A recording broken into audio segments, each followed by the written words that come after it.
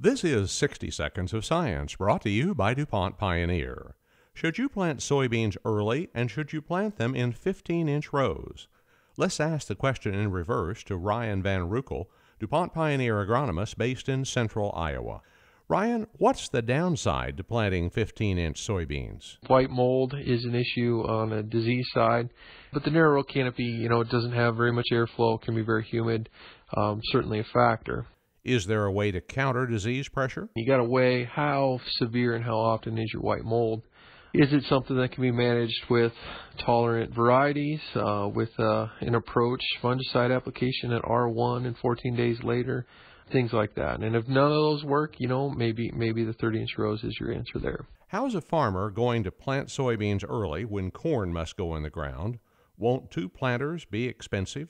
Soybeans are pretty forgiving as far as uneven spacing and emergence. One better plant can really branch out and dominate, and they'll make up for gaps and stuff way better than a corn plant will.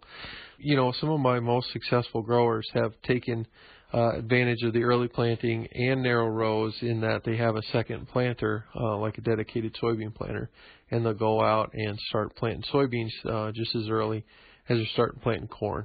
And again, that second planter doesn't need to be fancy for soybeans.